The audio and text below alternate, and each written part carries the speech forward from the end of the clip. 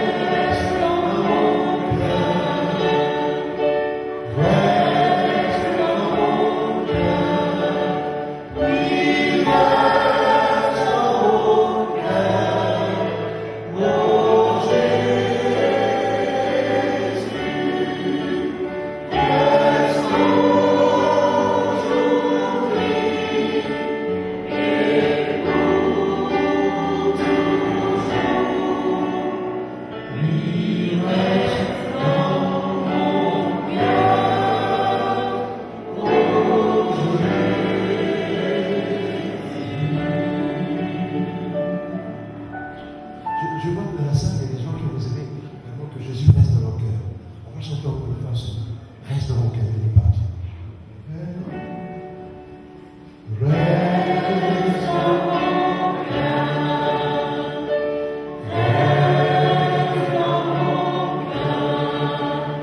Oui, reste dans mon cœur. Oh Jésus.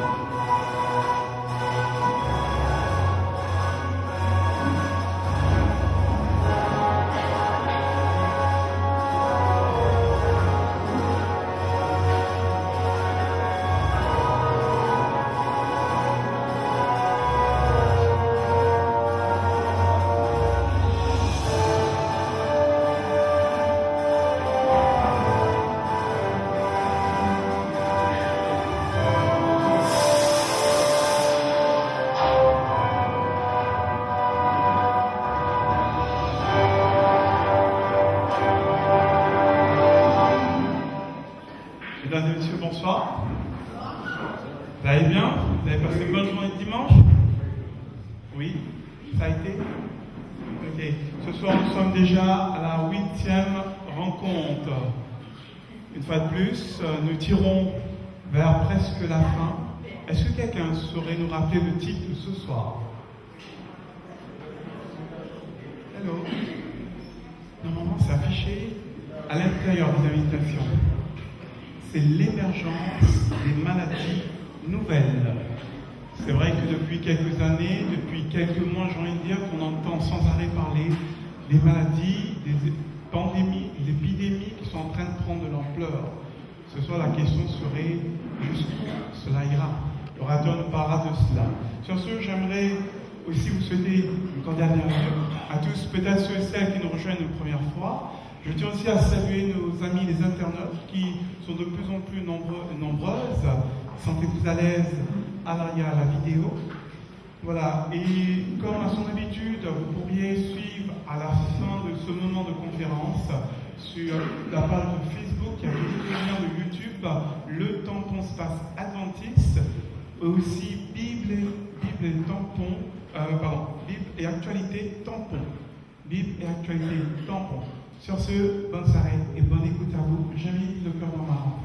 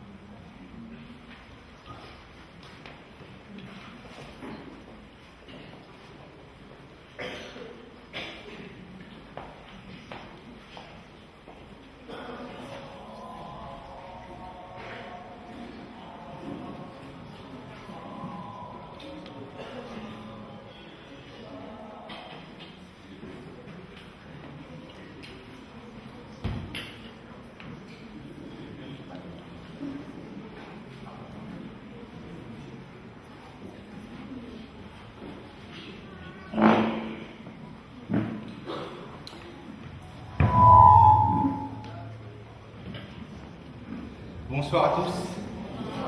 Très heureux de vous revoir. Effectivement, comme cela a été mentionné, nous dirigeons vers la fin un petit peu, donc encore 2 soirées après celle de ce soir. J'espère que ça va vous manquer. Mais ce n'est que le début et j'espère que vous aurez l'occasion de persévérer, de poursuivre justement cette aventure. Il n'y a pas de plus belle activité, de plus belle action que d'étudier la parole de Dieu, que de pouvoir comprendre, se rapprocher d'un si beau trésor. À partir du 19e siècle, 2 visions seront projetées devant les hommes. 2 visions opposées, 2 visions antithétiques. Effectivement, au 19e siècle, un naturaliste anglais du nom de Charles Darwin va sortir une théorie, et le livre va sortir de la presse vers 1859. C'est l'origine des espèces selon la sélection naturelle. Et sa théorie laisse entendre que l'homme ne serait pas une créature de Dieu, mais plutôt le résultat d'un long processus naturel. Est-ce qu'on pourrait enlever un petit peu l'écho? Le long processus naturel, que Dieu n'est pour rien au départ et que cela reste, c'est de l'ordre de la nature. Et jusqu'à aujourd'hui, donc, cette théorie, cette croyance, puisque c'est davantage une croyance qu'on appelle l'évolutionnisme, est une croyance que le monde entier pratiquement et spécialement le monde occidental a adhéré à cela. Seulement, il y a quelque chose qui n'est sans doute pas très connu, c'est la perplexité de Charles Darwin lui-même par rapport justement à ce Dieu qu'il expulse de l'origine de l'homme. Il dit, et cette citation est très importante, il dit « Je suis frappé par une autre source de la croyance en l'existence de Dieu. »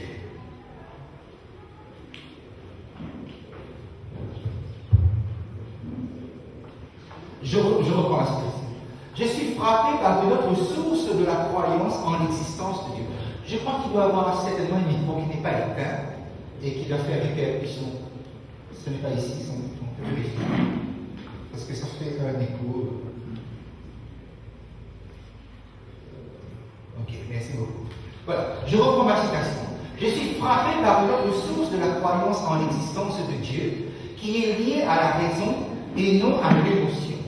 Ceci résulte de l'extrême difficulté, ou plutôt de l'impossibilité de concevoir que cet univers immense et merveilleux dont fait partie l'homme avec sa faculté de considérer le passé et l'avenir lointain soit le résultat d'un hasard ou d'une nécessité aveugle. En y réfléchissant, je me sens poussé à rechercher une cause première.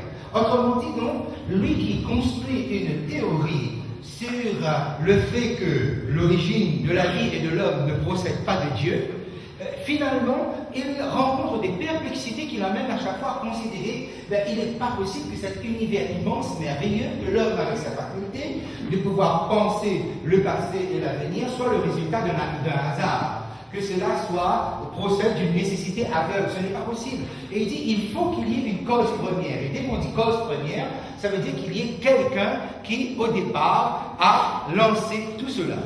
Et s'il ne l'appelle pas Dieu, quelque part, il est obligé d'admettre, poussé par la pression même de la raison, que quelque part, il y a bien un Dieu dans tout ça. Ensuite, regardez comment il s'exprime dans l'origine des espèces, même dans le livre même, quelque chose qui est sans doute moins connu. Il dit, il y a une difficulté évidente, la distinction bien tranchée des formes vivantes spécifiques et l'absence d'innombrables chaînons de transition les reliant les unes aux autres. En fait, c'est lui-même qui dit il y a un problème de chaînons lorsqu'on considère les espèces, lorsqu'on considère l'enchaînement des espèces. C'est comme si qu'il y a des évidences qui manquent. C'est-à-dire, c'est lui qui mentionne le point du chaînon manquant. C'est-à-dire, comment prouver quel lien il y a entre l'animal et l'homme. Et ça va être une perplexité pour pratiquement tous les scientifiques et tous ceux qui adhèrent à cette théorie de l'évolution. Et tout au long des siècles, on a essayé de trouver toutes sortes de chaînons manquants pour justifier comment on passe de l'animal à l'homme. Il y a un lien qui manque. Et en 2009, voilà, j'ai découpé cet article, je l'ai scanné, je mets là. Voilà, on écrit ça comme véritablement comme si on a triomphé, enfin, on a découvert un lémurien qui est présenté comme un chaînon manquant. Mais quand on lit l'article, les restes fossilisés d'un primate ayant vécu il y a 47 millions d'années en Allemagne ont été présentés à New York comme un ancêtre commun possible de l'homme et du singe. Vous voyez, déjà entre le titre qui semble donner une affirmation qu'on a trouvée, mais finalement on dit, bon ben c'est possible que, et finalement quand vous lisez l'ensemble de l'article, il n'en est rien du tout. Ça reste toujours des hypothèses, mais encore des hypothèses encore plus fragiles que les autres hypothèses qu'on a présentées jusqu'à présent. Donc c'est pour dire à quel point, au fond, cette croyance a toujours été fragile. Ce n'est pas quelque chose qui se présente véritablement comme une preuve. Non, c'est une croyance, il faut le dire comme tel. Et Darwin lui-même, au fond de lui-même, avec ces deux citations, nous exprimons, nous mettons sur cet écran l'expression de sa perplexité. Il faut savoir qu'à plusieurs reprises, il a eu l'occasion d'exprimer justement ces deux, des expériences qu'il a lui-même vécues. Par exemple, lorsqu'un scientifique, il allait faire ses voyages d'exploration pour construire justement sa théorie de l'évolution. Il avait eu l'occasion de passer à la pointe extrême sud de l'Amérique du Sud, ce qu'on appelle la Terre de Feu. Et là, il y avait un groupe d'habitants qui vivaient là, et ce groupe d'habitants était considéré comme des gens extrêmement primitifs. Ils étaient grossiers, ils étaient méchants, ils étaient abrutis, une lenteur d'esprit, et lui-même, il arrive à cette conclusion qu'avec ces gens-là, on ne pourra rien faire, pratiquement. Il faut les abandonner. Il continue son voyage. Quelques années après, il a la possibilité de revenir, de repasser par la Terre de Feu et de retrouver ce groupe-là, qu'il considérait comme primitif. Et là, comme entre-temps la Bible était passée par là, il a été surpris de voir des gens qui étaient complètement transformés. Des gens qui étaient lents d'esprit, qui étaient maintenant vifs d'esprit, des gens qui étaient grossiers, qui maintenant avaient des valeurs de la vie, des gens complètement transformés. Et lui-même, il était stupéfait de constater comment ça. C'est la Bible qui a transformé les gens comme cela. Là, il a eu une première expérience qui va rajouter à cette perplexité que je viens de mentionner. Une autre fois, on est en Angleterre, dans une petite ville, et là, les chrétiens devait présenter une série de causeries, des présentations sur la Bible. Et comme ces chrétiens n'avaient pas de salle, il a accepté qu'on puisse prêter à ce groupe-là, avec un prédicateur évangéliste, il a accepté qu'on puisse leur prêter une de ces salles. Donc voilà, les chrétiens se mettent à prêcher, il y a des gens qui viennent et tout. À la fin, il va avoir la deuxième surprise de sa vie par rapport à la Bible, et c'est lui qui va dire à cet évangéliste, ce que vous voyez ici. Vos queues ont fait plus pour le village en quelques mois que tous nos efforts pendant des années. Nous n'avons jamais été capables de réformer un ivrogne, mais grâce à vos queues, je ne sache pas qu'il en reste un seul dans le village. Donc voilà un homme qui a la possibilité de constater la puissance de la parole de Dieu, la puissance de la Bible.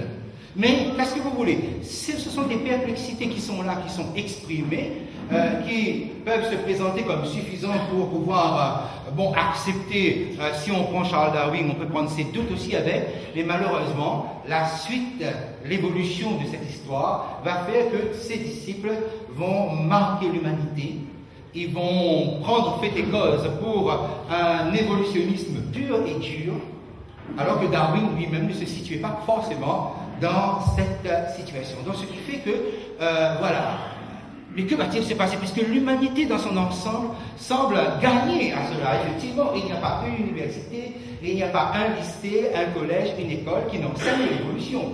D'une manière réduite, voilà, on dit que l'homme descend du singe, bien que cela n'a jamais été dit comme tel, mais l'homme descend du singe. C'est quelque chose qui est enseigné, imposé partout. Dans les écoles, on n'enseigne pas la Bible, on n'enseigne pas que Dieu a créé l'homme. On enseigne que l'homme est le produit d'une longue évolution. Il apparaît comme tel. Et aux États-Unis, cela est imposé. Pratiquement tous les milieux universitaires, tous les milieux scientifiques ont épousé cette doctrine et ont injecté cette croyance au sein de la société américaine.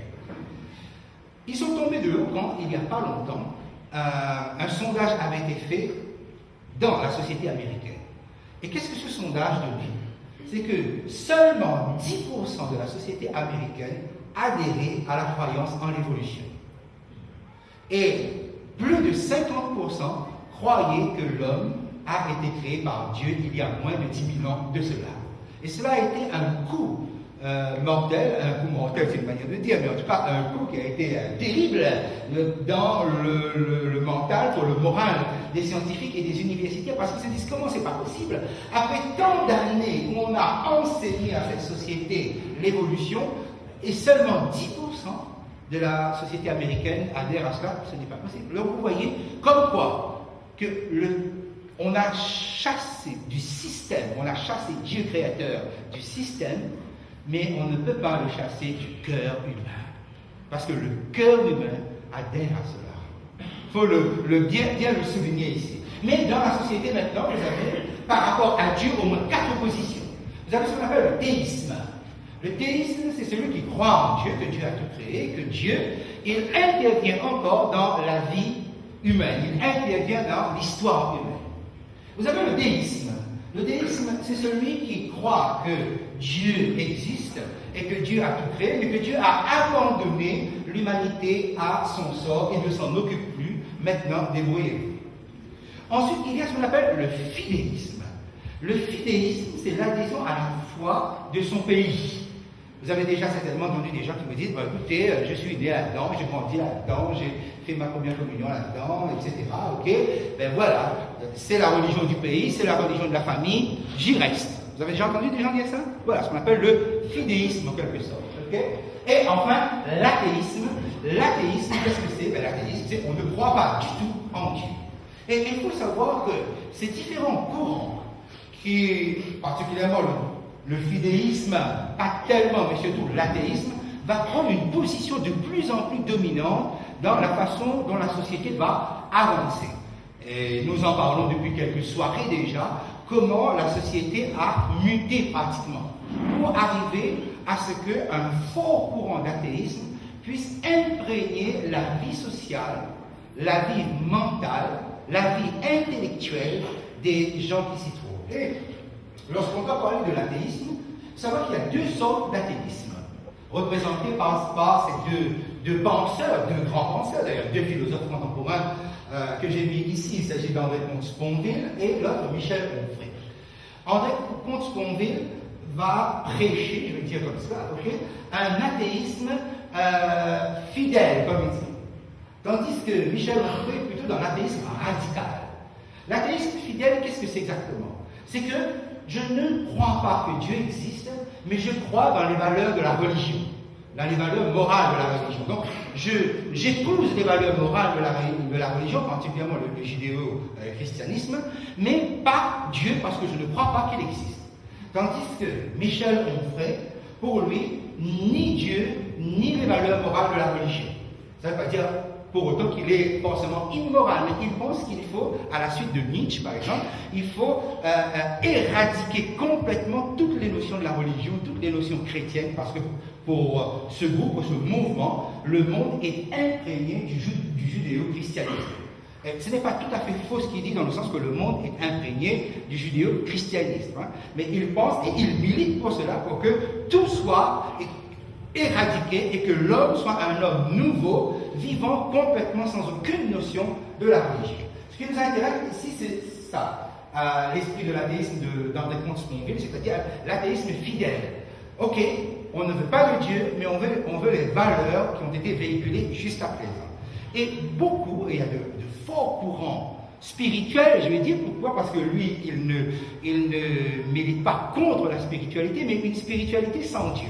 Eh bien, nous retrouvons un mouvement qui imprègne la société occidentale. Et vous savez maintenant pourquoi on parle beaucoup de la société occidentale, puisque les États-Unis ont donné Les prophéties ont donné une forte révélation sur justement la puissance occidentale avec les États-Unis au centre. Il y a par exemple ce qu'on appelle les cérémonies de mariage laïques. Qu'est-ce que ça veut dire? C'est que les gens, ils veulent une cérémonie qui a la forme religieuse, ils veulent quelque chose qui ressemble à la religion, mais ils ne veulent pas de Dieu. Autrement dit, ils veulent un moule, ils veulent une forme, mais ils ne veulent pas du fond. Ils ne veulent pas qu'il y ait Dieu là-dedans. Donc c'est un laïc ou une laïque qui va présider à cela. Ça a exactement toutes les formes, c'est-à-dire comment on entre la solennité, presque le caractère sacré, mais sans Dieu. On appelle les cérémonies de mariage laïques. Et puis, vous avez ce qu'on appelle les églises ou les religions sans Dieu. C'est né il n'y a pas longtemps aux États-Unis, l'Assemblée du dimanche, l'église sans Dieu.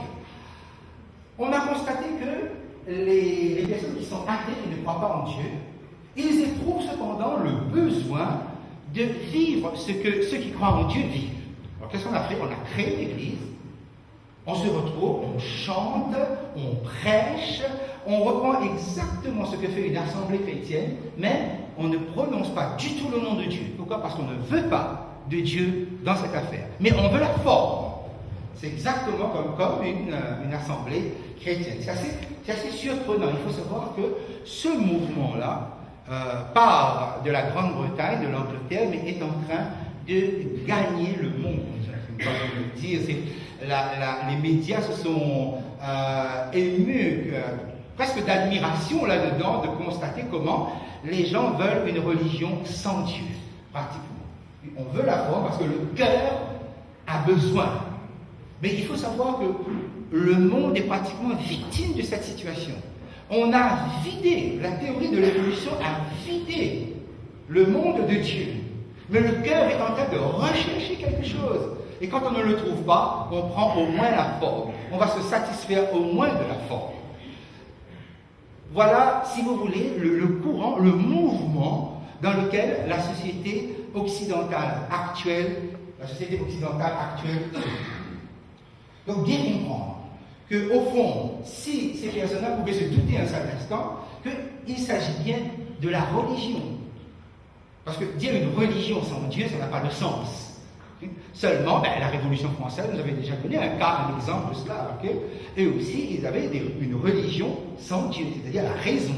Pour eux, l'humanisme, l'homme, la société, etc. Croire en tout ça, mais expulser Dieu. Alors voilà le monde dans lequel nous sommes. Et là, nous sommes dans la dynamique de comprendre un petit peu le sujet et comment la parole de Dieu l'entreprend, particulièrement concernant le temps de la fin. Lorsque nous parlons de l'émergence des maladies nouvelles, il nous faut revenir un moment dans le livre de l'Apocalypse concernant les fléaux. Nous avons eu l'occasion d'en parler et vous vous souvenez du schéma que j'ai mis devant vous. Dans le livre de l'Apocalypse au chapitre 8 et 9, nous avons ce qu'on appelle les trompettes qui constituent des jugements, une période entre la première venue de Jésus et la seconde venue de Jésus, une période découpée en 7 parties où Dieu, tout au long de l'histoire, tout en continuant à préparer son royaume et les citoyens de son royaume, Dieu lance des avertissements. Mais les avertissements sont des jugements qui parlent de l'homme. C'est-à-dire que toutes les erreurs, toutes les fausses manœuvres, tout ce que l'homme, toutes ces actions de l'homme, tout ce que l'homme entreprendra et qui sera mal, il aura à payer les conséquences. J'avais pris l'exemple avec vous, par exemple, si je mange 10 kilos de crêpes avec 2 bocaux de confiture, voilà, j'agis mal, mais je vais payer la conséquence. On n'a pas besoin d'une intervention extérieure pour me punir. Il y aura une réaction de mon organisme pour me punir. Eh bien, tout au long de l'histoire entre la première venue de Jésus et la deuxième venue de Jésus, ce qui se passe sur terre, les calamités que vous avez sur terre, correspondent aux conséquences des actions des hommes. Et cela, depuis quelque temps, est appuyé, confirmé par des organismes. Lorsque, par exemple, on doit parler du réchauffement climatique, eh bien, ils vont ressortir que si la Terre se réchauffe, si nous assistons au réchauffement planétaire, c'est bien à cause des activités humaines. Et maintenant, il faut payer les conséquences. Ça correspond, si vous voulez, à cette période d'avertissement où le Seigneur nous fait comprendre, attention, si vous faites ce jeu-là, vous allez le payer, mais quand le temps de la grâce sera terminé, la facture sera encore plus terrible, encore plus difficile. Donc déjà, essayez de comprendre ce que vous ressentez, vous, lorsque vous vivez ces catastrophes, ces drames sur cette terre, à cause des hommes. Que se passera-t-il le jour où ma grâce ne va plus s'exercer? Alors, regardons bien le verset 2, c'est-à-dire le premier fléau, les fléaux tombent. Là, cette fois-ci, ce ne sont plus des jugements partiels, mais des jugements définitifs de la part de Dieu. Le jugement de Dieu tombe après le temps de la grâce. Il n'y a plus de grâce. Et regardez le premier fléau. Le premier Allah, le premier ange, Allah, et il verse sa coupe sur la terre.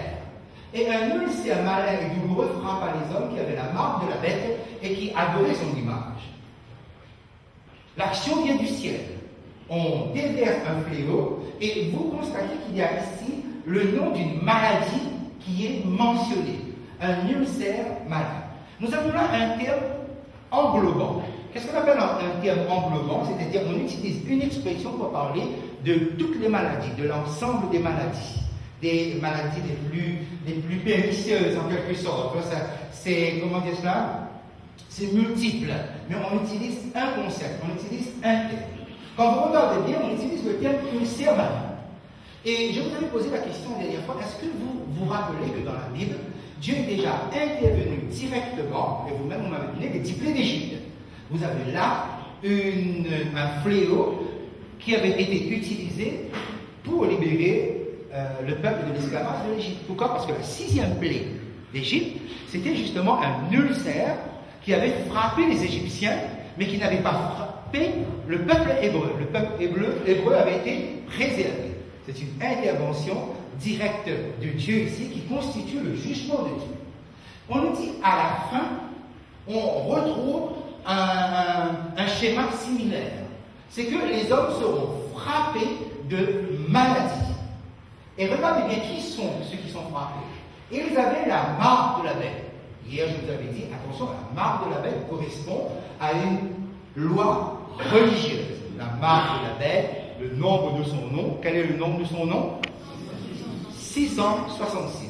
Et 666 est relié à la situation économique du monde à ce moment-là. Pourquoi? Parce qu'on ne peut plus ni acheter ni vendre. Situation économique privée, ça veut dire que je ne peux plus vivre, je ne peux plus me nourrir, je ne peux plus exercer une activité professionnelle. Voilà. Ceux qui avaient la marque de la bête, c'est-à-dire donc ceux qui avaient épousé une religion, et qu'importe si la religion est sans Dieu, ça reste une religion. Sans doute, un jour, aurons eu l'occasion de développer la subtilité de ce problème-là. Okay? Beaucoup de gens pensent qu'ils ne sont pas religieux quand ils sont en train, en fait, d'accomplir des actes religieux. Mais regardez bien ici. Les hommes qui avaient la marque de la bête et qui adoraient son image. Adoraient son image. Ici, vous avez la transgression du 2e commandement du décalogue. Car quel est le 2e commandement du décalogue? Tu ne feras pas d'image taillée, etc. Il y a des choses pour te prosterner. Tu ne te prosterneras pas devant. Donc vous avez ici des gens qui sont frappés par ce fléau, mais des gens qui sont dans la transgression du 2e commandement. Pourquoi? Parce qu'ils sont en train d'adorer une image. Et le fléau les frappe. Ils sont dans l'idolâtrie. Ces personnes-là, donc, sont frappées par quelque chose qui vient d'en haut. Autrement dit, ils sont complètement coupés. Ils sont coupés de Dieu. Ils sont coupés de l'adoration du vrai Dieu, puisqu'ils sont dans une adoration idolâtre ici. Alors, quand nous reprenons notre schéma et que nous essayons de comprendre, rappelez-vous bien ce qui a été mentionné, c'est que, attention, les 7 fléaux constituent le prolongement intense d'une situation dans laquelle les hommes se sont mis.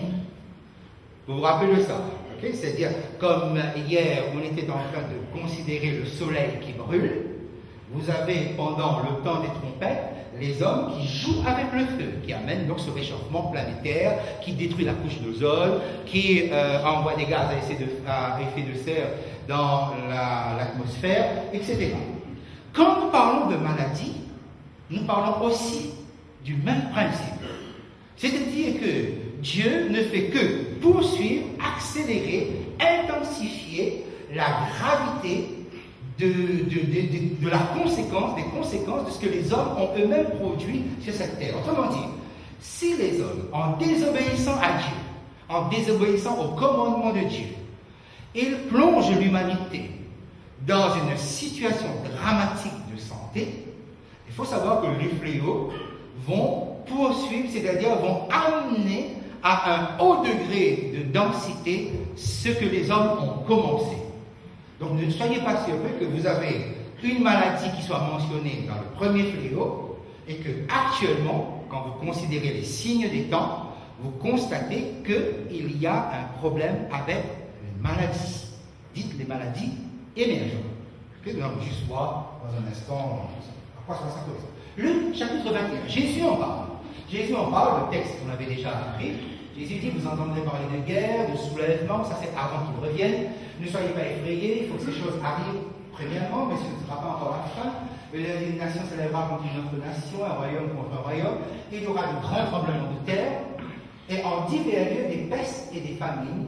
Il y aura des phénomènes terribles et de grands signes dans le ciel. Le mot peste ici, c'est le terme englobant. Le mot peste désigne justement qu'il y aura des maladies. C'est un terme générique pour désigner un ensemble de maladies, un ensemble de situations dans lesquelles l'homme n'arrivera pas à faire face. Donc lorsque nous refaisons la liste de ce que Jésus a mentionné, lui, comme signe du temps, donc nous retrouvons bien ici les maladies. Hier soir, donc, nous avons parlé justement du phénomène du réchauffement climatique. Et le GIEC, c'est-à-dire le groupe intergouvernemental des experts en évolution climatique, ils viennent de rendre leur 5e rapport. C'est sorti il n'y a pas longtemps. Voilà. C'est ce groupe d'experts qui sont chargés de travailler justement sur l'évolution du climat et de donner des rapports, particulièrement à ceux qui ont le pouvoir de prendre des décisions politiques afin que certaines choses changent. Et effectivement, ce groupe, dans son rapport que j'ai eu l'occasion de lire, il fait un lien entre le réchauffement climatique et le problème sanitaire et le problème de santé, le problème de nouvelles maladies. Comme si effectivement le réchauffement du climat favorise l'émergence de nouvelles maladies. J'ai mis ici quelques informations comme conséquence du réchauffement climatique, des effets sur la santé, des décès qui sont imputables aux catastrophes climatiques, à les épidémies, les intoxications, les blessures et même les dépressions. Ça veut dire que la maladie touche même la dépression mentale. 80 000 par an, et mon chiffre que j'ai mis ici en haut, c'est un chiffre qui est en dessous. C'est-à-dire, en fait, ça dépasse 80 000. Mais j'ai mis un chiffre en dessous, et ce chiffre est largement considérable, sans qu'on ait besoin de mettre un chiffre au-delà. Extension de maladies graves sous l'influence du climat réchauffant, par exemple la malaria, la dengue, et j'ai mis ici quelques chiffres. Et il y a un cancérologue très réputé, c'est le docteur Delpomme, le professeur Dominique Delpomme. Il a sorti un livre, Ces maladies créées par l'homme. Il a beaucoup écrit, beaucoup travaillé sur le cancer. Et bon, sur lui, voilà, comment la dégradation de l'environnement met en péril notre santé. Autrement dit, donc, si aujourd'hui nous assistons à des maladies qu'il n'y avait pas anciennement, les activités de l'homme concernant le climat, concernant l'environnement, est pour quelque chose. Et il parle même du retour des fléaux qu'on avait éradiqués.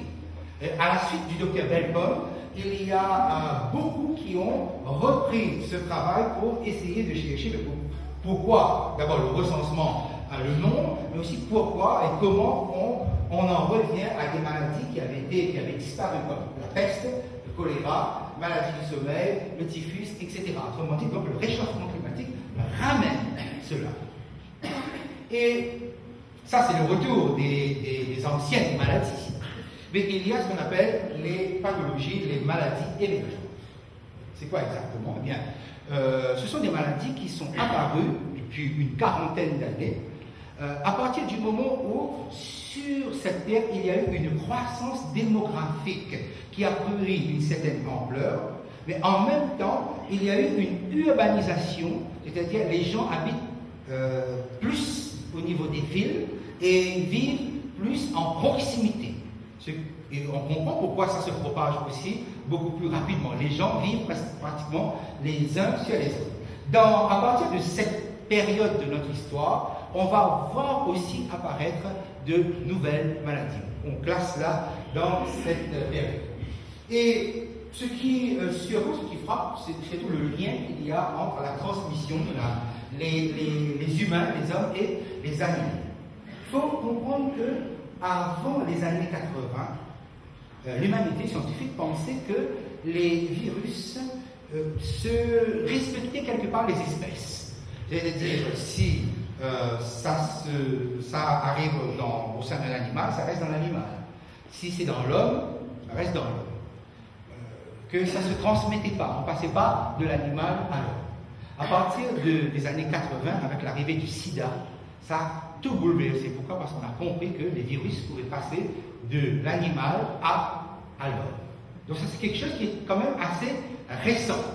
Vous pouvez comprendre, imaginer qu'il y a quelque part une transgression qui a été faite et qui a amené une espèce de mutation, une aggravation de la façon dont le virus fonctionne.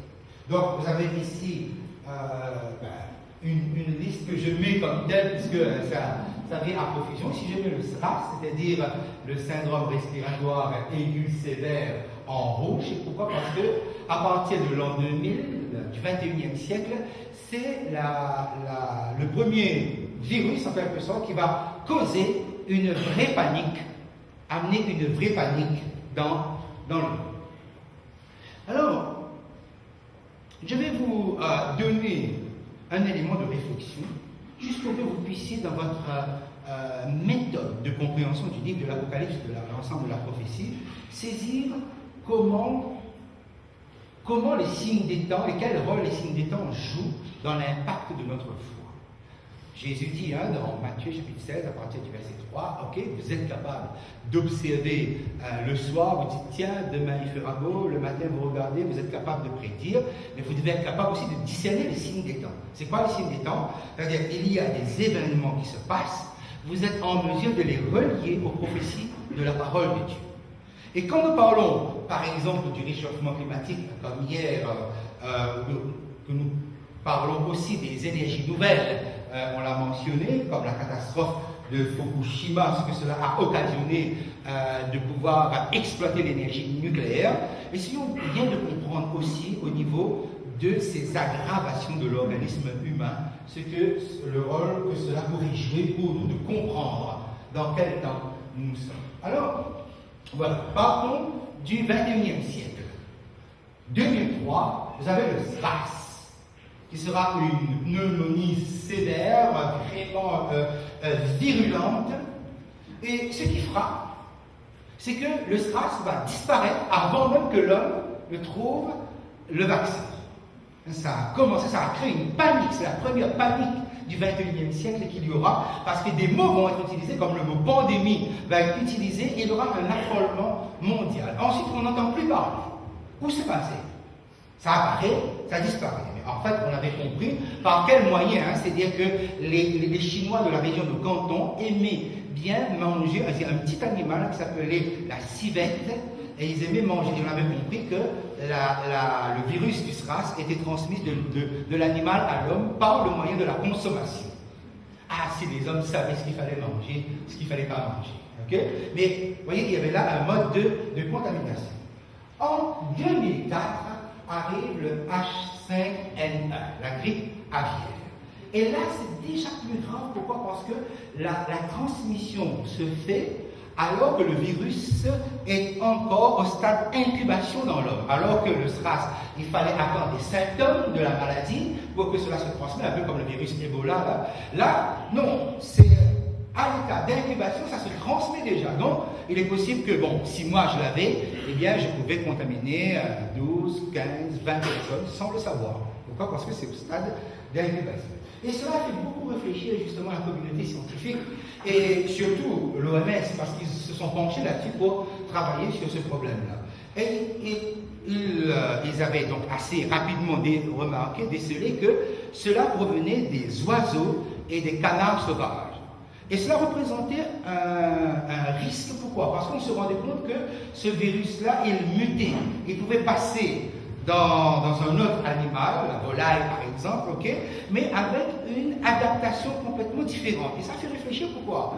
Parce que les oiseaux font de longues migrations dans le monde.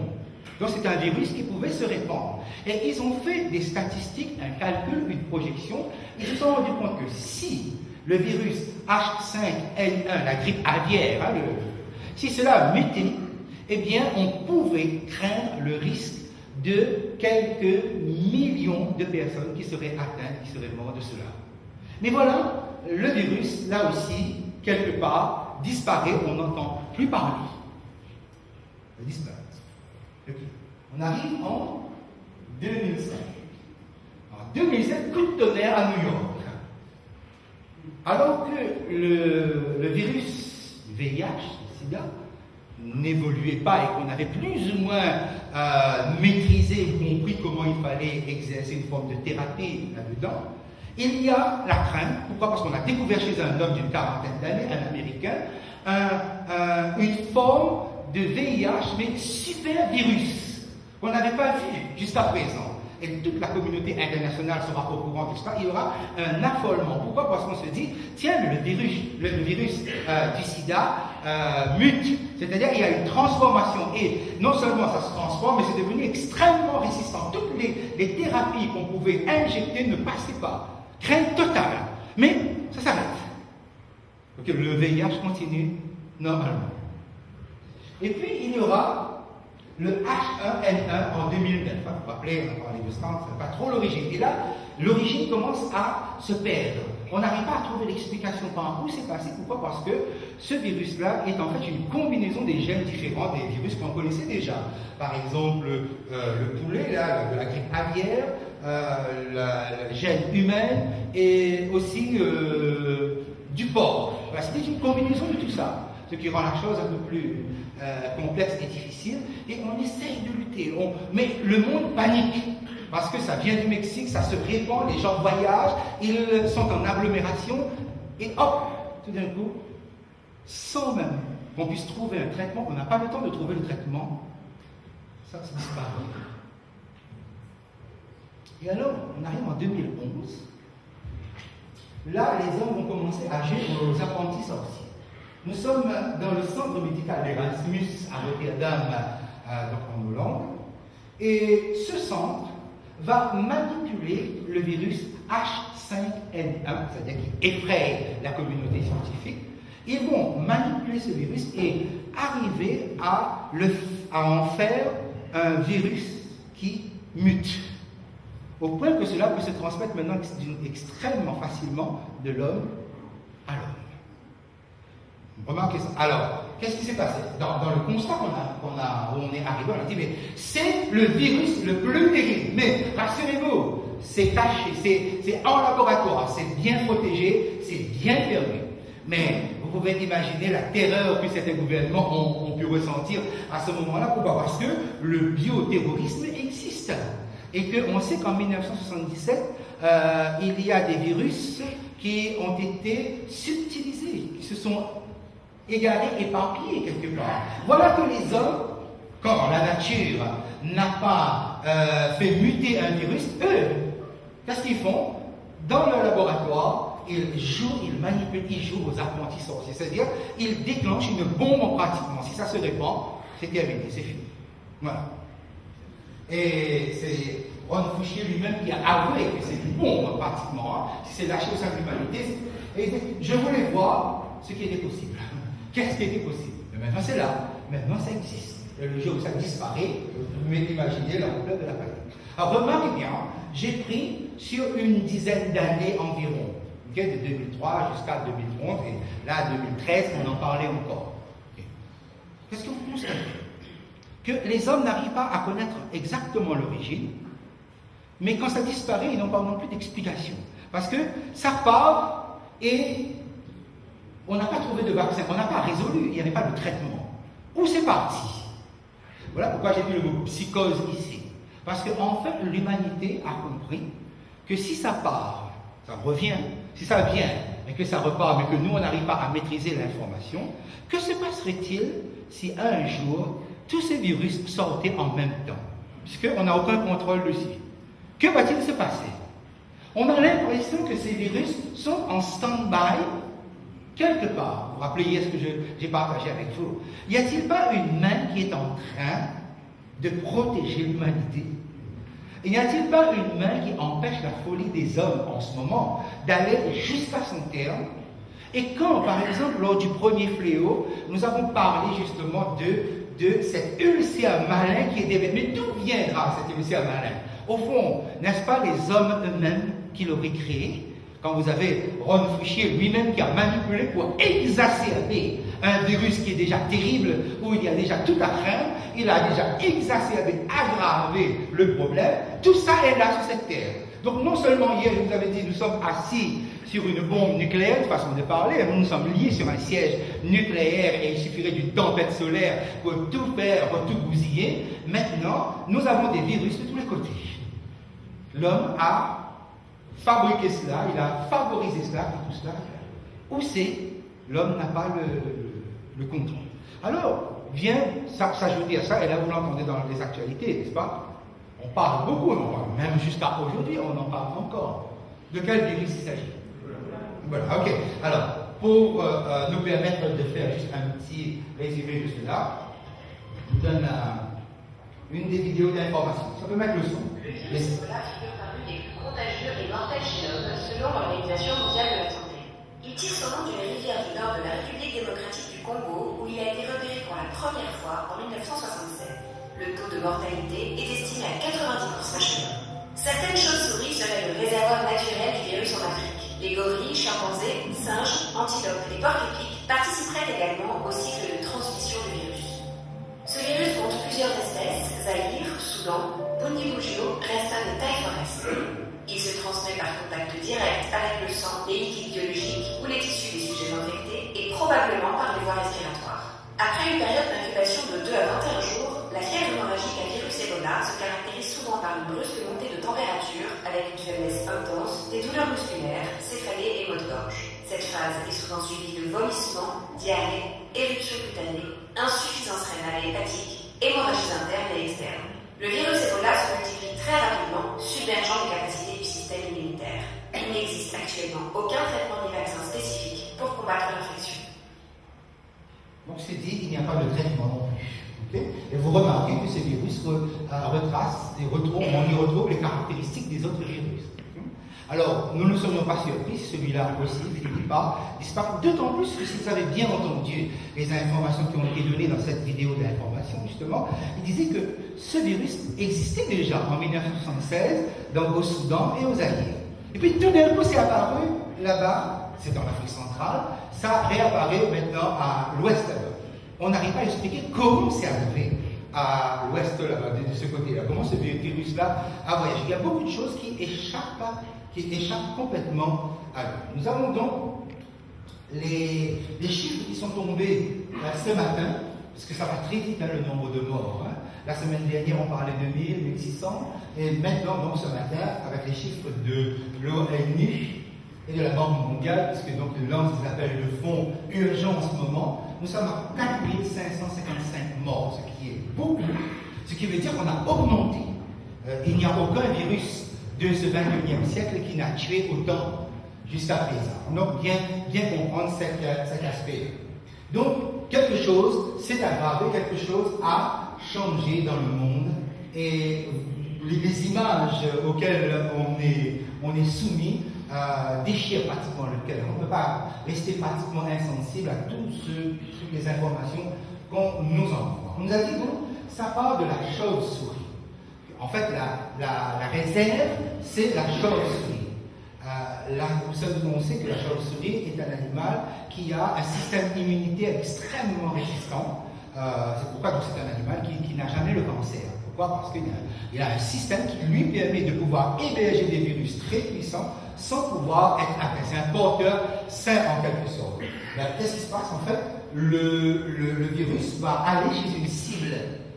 Comment? Eh bien, il suffit par exemple que la chauve-souris mange un fruit et laisse échapper des sécrétions. un chimpanzé ou un singe quelconque passe, récupère le fruit et le virus se trouve chez le singe. Mais comme là-bas, le singe, comme les antilopes, comme les porcs-épics et tout, font partie de ce qu'on appelle la viande de brousse, eh bien, les humains, quand ils chassent les animaux, ils se trouvent être en contact. Okay? Donc, quand ils coupent, ils manipulent la viande et tout ça, on vend tout ça sur le marché, on les mange, et voilà, le virus se trouve dans l'homme, et de l'homme, ça se transmet aux hommes. Et on n'a pas de vaccin jusqu'à présent. C'est terrible, tout ce que nous entendons. Okay? Le nombre de véhicules se trouve quand même beaucoup plus multiple qu'on ne le pensait au départ, ce qui ne facilite pas la tâche pour essayer de circonscrire ce problème-là. Donc voilà, il faut savoir qu'en Afrique de l'Ouest, on mange les chauves-souris. Okay, donc on le vend sur le marché, il y a même une soupe, paraît-il, la soupe de chauve-souris, qui est très bon. Okay, paraît-il, mais il ne nous est pas réellement d'en manger. Okay.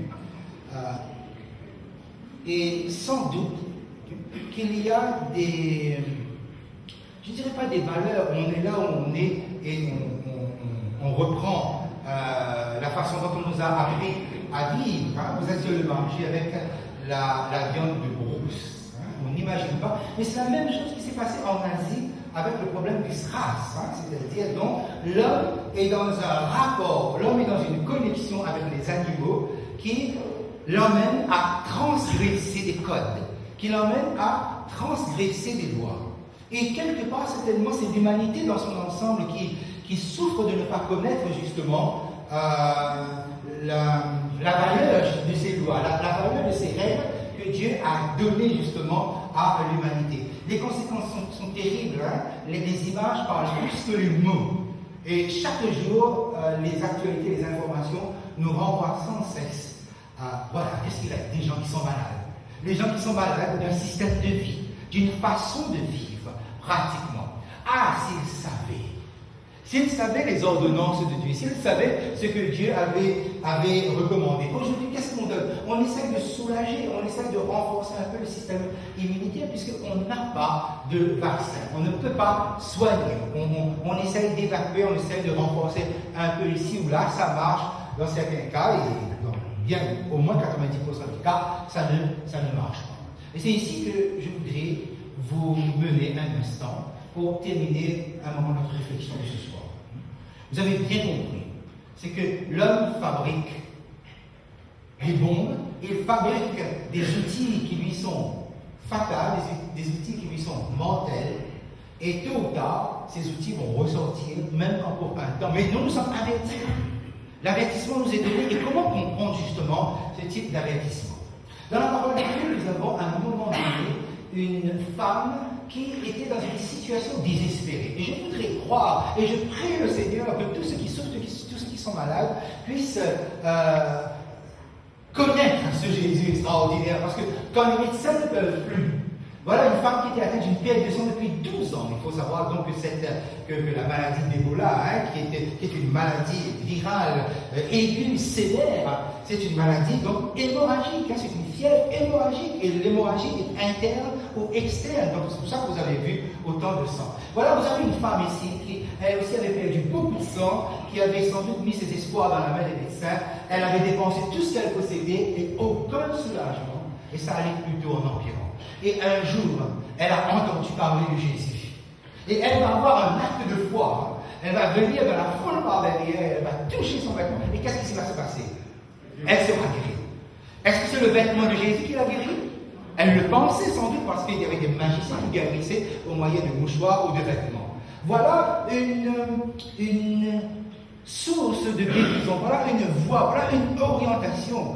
Cette femme, sa foi était plus forte que sa connaissance de la parole de Dieu, parce qu'on voit dans son raisonnement que sa connaissance est faible concernant Dieu. Elle qui pensait qu'au moins si je peux toucher en cachette par derrière, il ne va pas s'en apercevoir, il est tellement puissant. On peut imaginer comme ça, on utilise la puissance de Dieu à son insu sans qu'il sache? Non, c'est pas possible. D'accord. Donc cette femme est bien dans une structure païenne. Mais n'empêche, sa foi est plus forte que sa connaissance. Et ça a marché. Et je prie le Seigneur justement que toutes ces personnes malades qui sont en train de souffrir là-bas puissent connaître une guérison par Jésus. Et même plus que cela, connaître la vérité de Jésus, afin que cette vérité puisse les libérer. Et les amis, nous sommes ici. Nous avons un privilège de pouvoir étudier la parole de Dieu. On l'a fait pratiquement soir après soir. Et regardez ce que Dieu avait dit à son peuple lorsque Dieu avait libéré son peuple de l'esclavage d'Égypte. Lorsque Dieu avait protégé son peuple alors que des fléaux tombaient sur les Égyptiens. Au sortir de l'Égypte, Dieu dit à son peuple, si tu écoutes attentivement la voix de l'Éternel ton Dieu, si tu fais ce qui est droit à ses yeux, si tu prêtes l'oreille à ses commandements, vous remarquez, c'est faire ce qui est droit aux yeux de Dieu, prêter l'oreille au commandement, c'est bien en rapport avec les 10 commandements, la loi morale.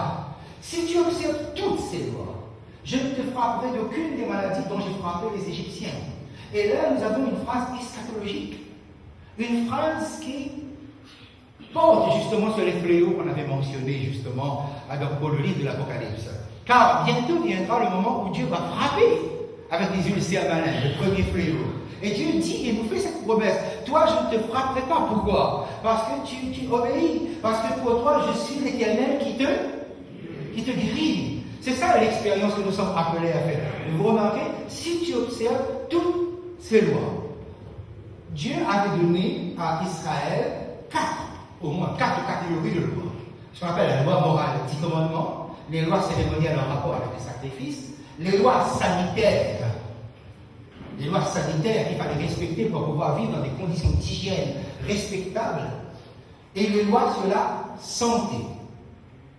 Dieu dit, si tu observes toutes mes lois, il y aura une bénédiction. Et je crois personnellement qu'il y a une bénédiction lorsque nous respectons toutes les lois de l'Éternel.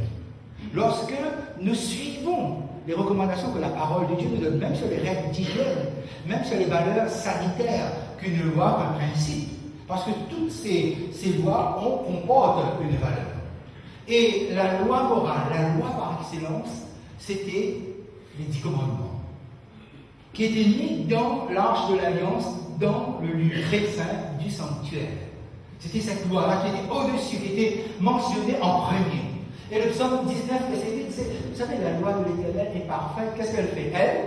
Elle restaure. Comme le psaume 23, tu restaures mon âme. La loi de l'Éternel restaure l'âme. Jacques chapitre 1er, verset 22.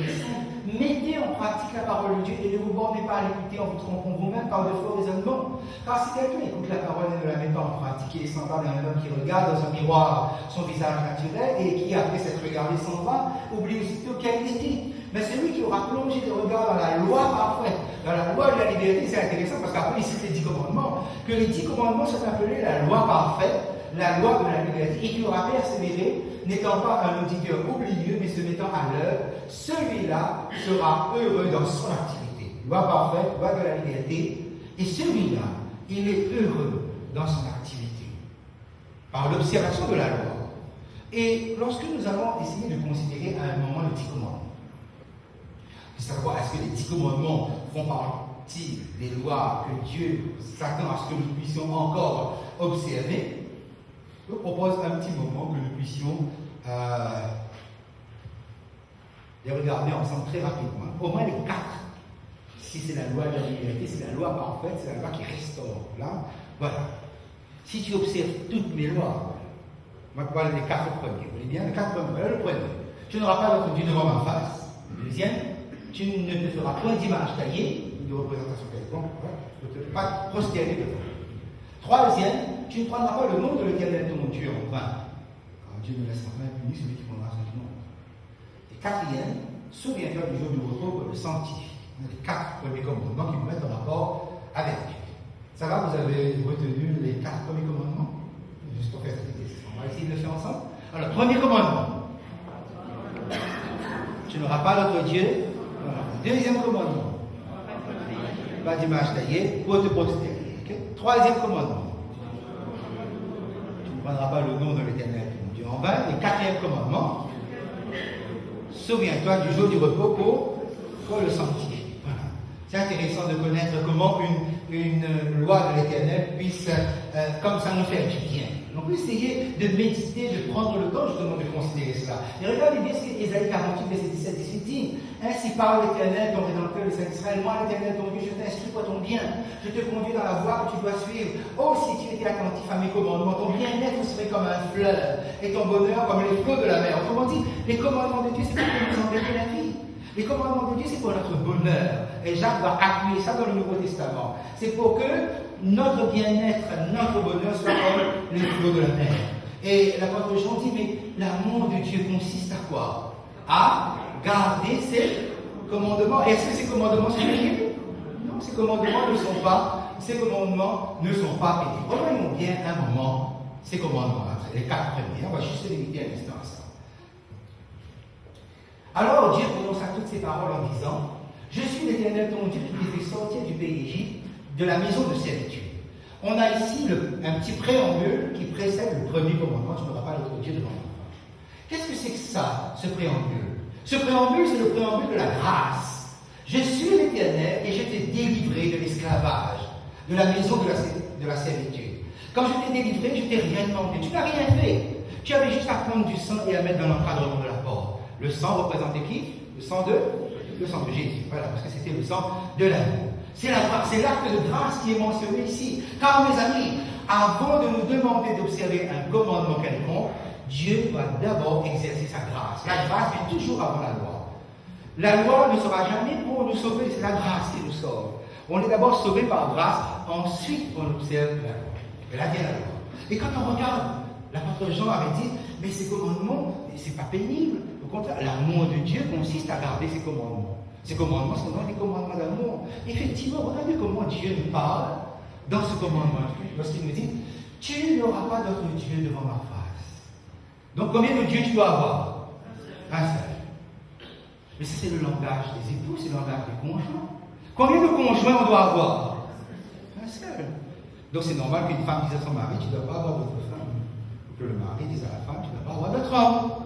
Parce que un Dieu, un conjoint. Ok? Le monothéisme ou la monogamie, on se retrouve. Dieu nous demande la même chose que nous demandons à notre conjoint.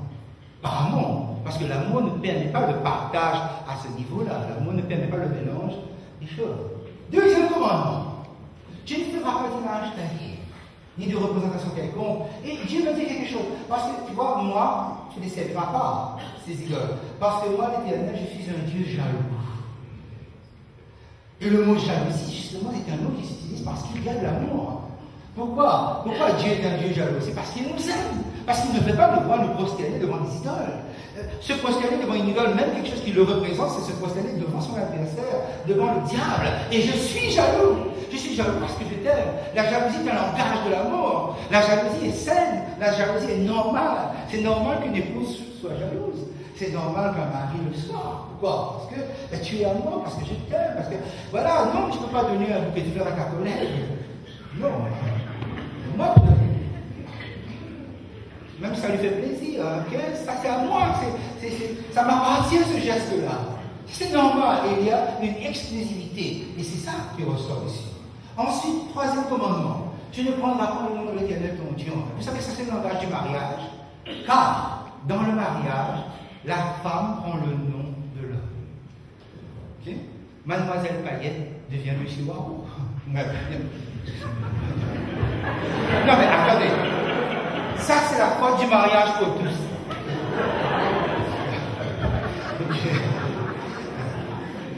Mademoiselle Payette devient Madame Warou parce qu'elle est épousée de Lucie Warou. Il faut respecter les choses. Voilà, on change de nom. Quand est-ce qu'on change? Quand est-ce qu'on change de nom? Quand on se marie. Et nous avons pris le nom de Dieu. Tu ne prendras pas le nom de l'Éternel, ton Dieu en vain, parce que c'est le langage d'un mariage. On porte le nom, on a pris, quand on fait alliance avec Dieu par la grâce, on prend le nom de l'Éternel. Et le quatrième commandement, souviens-toi du jour du repos, pour le sanctifier, tu travailleras 6 jours, tu feras tout ton ouvrage, le 7e, c'est le jour de qui? Ce jour-là? De l'Éternel, ce n'est pas ton jour. Que tu as 6 jours pour travailler, mais ce jour-là, je te veux pour moi. Qu'est-ce que c'est que ce quatrième commandement? C'est le commandement des moments de qualité qu'on passe entre conjoints. Par exemple, la femme n'a pas de problème que son mari travaille 8 heures ou 10 heures par jour, pas de souci. Mais il y a un moment qui est à nous. C'est un moment de qualité. C'est un moment qui nous appartient. C'est le moment de l'intimité. Et ne soyons pas surpris que le 4e commandement, c'est un commandement qui porte sur l'intimité que Dieu veut avoir avec nous. Et ainsi donc, quand nous résumons les 4 premiers commandements, qu'est-ce que nous avons? Avec l'introduction de la grâce, une relation exclusive par notre Dieu, le langage du conjoint, l'amour et la jalousie. Le 3e commandement, c'est le mariage, parce qu'on a pris le nom, on porte maintenant le nom de quelqu'un d'autre. Et le 4e, c'est le moment de qualité. Le sabbat est un moment de qualité avec Dieu, il faut le savoir. C'est pour ça que la Bible dit que les commandements de Dieu sont des commandements d'amour. Parce que Dieu, c'est un Dieu qui tisse avec nous une relation d'amour. Et on comprend qu'à partir de là, quand nous observons les 10 commandements, tout devient facile. Et même les autres lois que Dieu nous demande d'appliquer, qui sont des lois pour notre santé, ce sont des lois pour notre bien-être, et tout ça, des lois sanitaires, comment il faut faire attention à la façon dont on vit. Et que se passe-t-il alors? Que se passe-t-il si je suis malade? Si j'ai besoin de secours? Psaume 121, je lève mes yeux vers les montagnes. D'où me viendra le secours? Le secours me vient de l'Éternel qui a fait les cieux et la terre. Le secours me vient du Créateur. Mais je lève mes yeux où ça? Vers les montagnes, parce que j'ai besoin d'être secouru. Et c'est pour ça que je reviens à cette pensée, à toutes ces personnes qui souffrent en ce moment en Afrique de l'Ouest, là-bas. Et je prie le Seigneur qu'ils puissent rencontrer, de connaître la puissance d'un Dieu qui les aime et qui veut les accompagner dans cette souffrance. Je lève mes yeux vers les montagnes. Combien de montagnes étaient prépondérantes en Israël? Il y avait 3. Il y avait le mont Sinaï, il y avait le mont Carmel, et il y avait la montagne de transfiguration. Qu'est-ce que le mont Sinaï? C'est le mont où Dieu donne sa loi. C'est la montagne où Dieu donne sa loi. Il y a des gens qui sont guéris parce qu'ils changent de manière de vivre. Parce qu'ils marchent maintenant selon la loi de Dieu, après avoir été libérés. Je connais comme ça, ma mère même elle souffrait énormément de l'arthrose.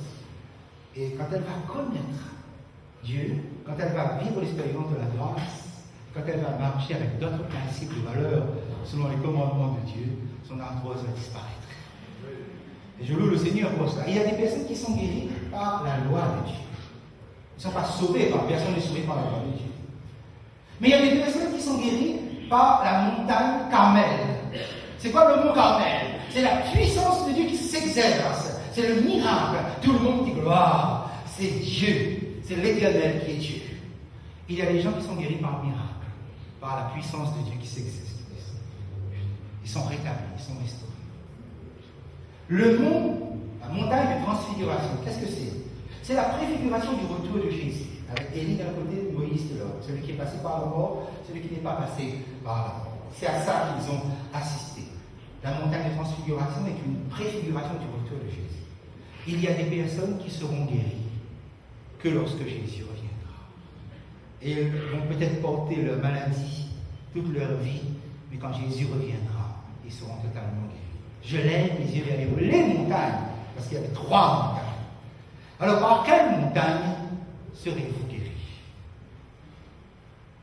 Par quelle montagne ces personnes qui sont là-bas et qui souffrent de ce virus-là seront-ils guéris? Le roi Ézéchias souffrait d'ulcère. Il avait un ulcère. L'ulcère ne venait pas de Dieu. C'était un homme qui était fidèle, qui marchait avec Dieu. Mais on peut être un chrétien fidèle et connaître aussi la maladie. Je connais des chrétiens très fidèles qui souffrent. Enfin, je ne connais pas beaucoup en fait. Je dis au moins un qui souffre de ce virus Ebola. Donc ça veut dire où on est, on peut marcher avec Dieu et attraper aussi la maladie de là où on est. Et il va prier, il va mettre sa foi, il va pleurer, il va demander Seigneur, guéris-moi, souviens-toi de moi, je ne veux pas mourir. Et le Seigneur va intervenir, le Seigneur va dire à Isaïe, dirige à 15 années à tes jours. Il sera guéri. On va quand même appliquer un cataplasme de fille sur la plaie. Comme quoi, un miracle de Dieu n'exclut pas non plus le traitement thérapeutique ou le médicament. Ne croyez pas cela. La foi peut marcher aussi avec le traitement. Mais regardez bien comment les choses se présentent. Ézéchias est guéri. Miraculeusement, mais aussi par l'observation d'une loi, d'un principe naturel. Comme quoi le principe naturel sert aussi beaucoup. Alors mes amis, pourquoi je vous ai dit tout cela? Je vous ai dit tout cela parce que nous avons partagé ces différentes soirées ensemble. Dieu, quand il vous rachète, il s'attend à ce que vous puissiez épouser d'autres valeurs de vie. Les valeurs de vie qui sont les siennes et qui sont contenues dans la parole de Dieu et qui peuvent bouleverser complètement, révolutionner complètement notre existence, nous renforcer davantage encore, car ce Dieu est le médecin et le grand médecin. Mais si jamais vous êtes malade, est-ce que ce Dieu-là, que ce soit à travers la montagne du Sinaï, que ce soit à travers le Carmel, que ce soit la transfiguration, c'est le même Dieu. La foi peut agir. Et je voudrais demander au pasteur Harry de bien vouloir nous rejoindre un petit instant. Pasteur Harry vient de vivre une expérience avec l'une de vous, justement, où on l'a invité à prier ce Dieu-là, à prier par la foi. Et pasteur Harry, tu peux nous dire un petit mot? Là même, ça s'est passé là, hein? Bonsoir.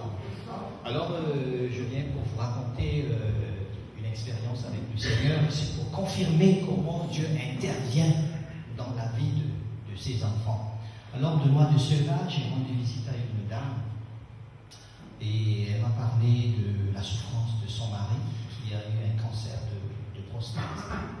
Alors, je résume l'histoire. La dame et moi, nous sommes convenus de prier chaque soir entre 20h et 21h. Quel que soit l'endroit où je me trouve, je m'arrête, je prie en faveur du mari de cette femme. Et la dame est venue à cette conférence la semaine dernière, le mercredi.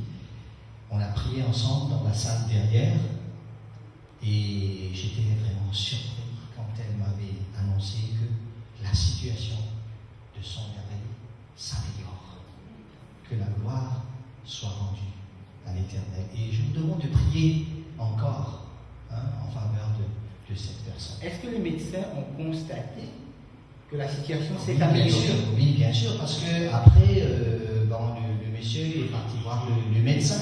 Et le médecin lui-même, il était surpris que, monsieur, mais qu'est-ce que vous avez fait? Votre situation s'améliore, voilà. Et moi, personnellement, je n'ai pas de réponse. Mais ma réponse est simple. Le Seigneur, il fait quelque chose de merveilleux pour ses enfants. Et ça s'est passé ici, le mari n'est pas venu ici. Non, le mari n'est pas venu. Il est resté là-bas. Voilà. La situation, La à dame, distance, c'est la dame qui a investi voilà. la foi pour cela. Vous savez pourquoi je crois à ça? Parce que ce qui est impossible aux hommes est possible à qui? C'est possible à Dieu. Alors, le pasteur Harry, je voudrais ce soir te demander de prier. C'est toi qui feras la prière pour tes familles. Et je voudrais que tu penses à toutes ces victimes du virus Ebola qui souffrent terriblement. Il y en a même qui sont en train de mourir dans leur sang avec cela. Tu es d'accord pour? Ok, d'accord. Mais je voudrais aussi te demander de prier pour sans doute certaines personnes dans cette salle qui souffrent de la maladie physique. Je dis bien maladie physique. Et que vous souhaitez que ce soir, le pasteur puisse aussi prier pour vous. Quelle que soit la nature de cette maladie physique. Je ne parle pas de la maladie mentale, ça on y reviendra. Je parle de la maladie physique. Je voudrais vous inviter, à cet instant même par la foi, au nom du Seigneur Jésus, à nous rejoindre, tous ceux qui voudraient que ce soir, nous puissions prier pour votre santé physique. Ou bien, si vous avez quelqu'un qui souffre physiquement, mais que vous voulez le présenter au Seigneur, que vous puissiez venir afin que le pasteur Harry puisse aussi présenter ce cas dans la prière. Est-ce qu'il y a dans la salle des personnes qui souhaiteraient que physiquement, ils soient présentés au Seigneur? Donc Marcel, gloire te soit rendu au Seigneur pour la foi que tu as à genoux. Jean, venez.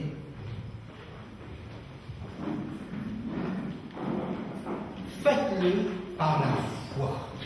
Dites-vous que lorsque Ézéchias a été guéri, lui, ça a été instantané. C'était donc le mont Carmel.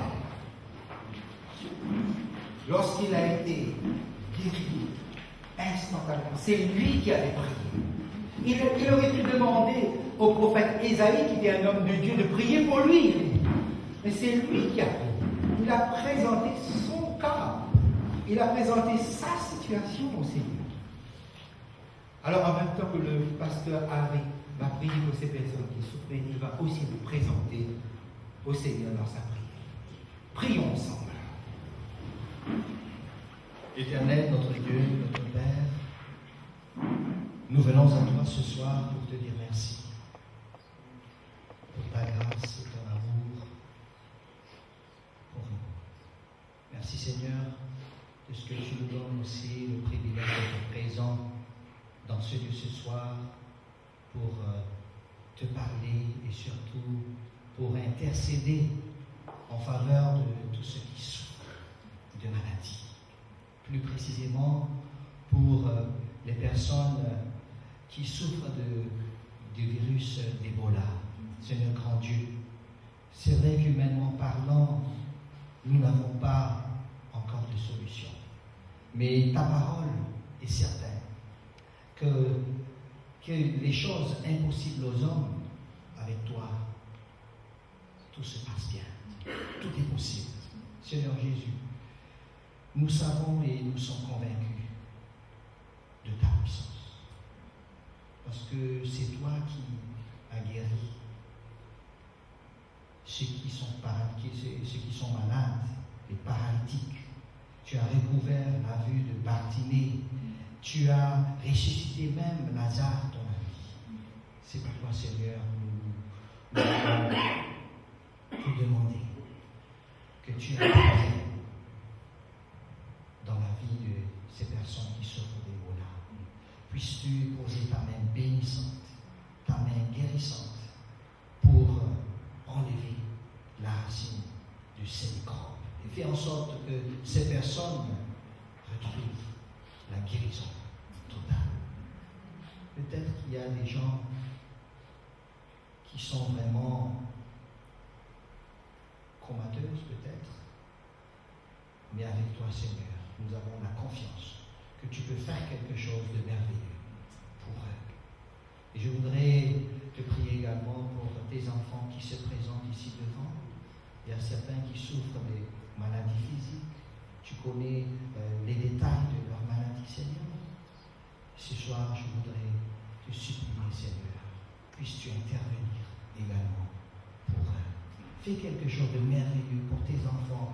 Tu sais, Seigneur, combien nous t'aimons. Tu sais combien nous voulons te servir, combien nous voulons avancer pour ta gloire et pour ton honneur. Mais parfois, nous sommes bloqués par nos maladies, par nos handicaps. Seigneur grand Dieu, puisses-tu poser aussi ta main puissante sur ces personnes. Il y a certains qui suivent des traitements, certains qui prennent des médicaments. Seigneur grand Dieu, fais en sorte que les médicaments qu'ils ingurgitent, que les nourritures qu'ils vont manger, l'eau qu'ils vont boire contribuent pour leur guérison totale. Seigneur grand Dieu, nous savons que tu es un Dieu merveilleux, un Dieu qui prend soin de tes enfants. C'est pourquoi nous venons à toi ce soir, pour te montrer notre foi et notre confiance en toi. Je t'en prie de bénir chacun d'entre nous ici présent également, alors que ce programme va prendre fin. Nous t'en prions de nous renvoyer dans nos demeures respectives sous ta grâce, et protège-nous du mal, de tout danger. Toutes ces grâces que nous demandons au nom de notre parfait adorable Sauveur bien-aimé, Jésus-Christ. Amen. Amen. Que Dieu vous bénisse. On va avoir la joie maintenant d'entendre un duo nous interpréter Persévère. La persévérance. Persévère.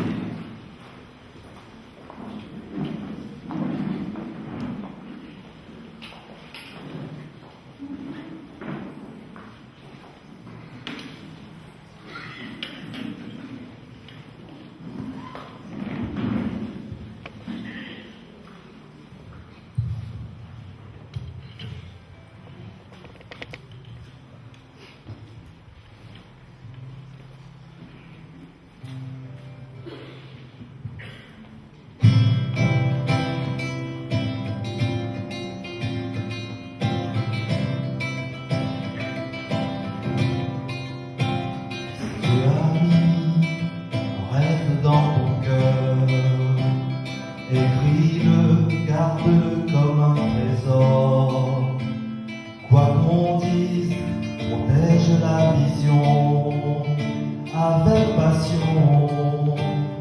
Oh oui, quand tu sais de tout ton être que ce rêve ne vient pas de toi, même si tu ne vois que le contraire, persévère. Oh oui, persévère, persévère, persévère, persévère, car sa parole, elle s'accomplira.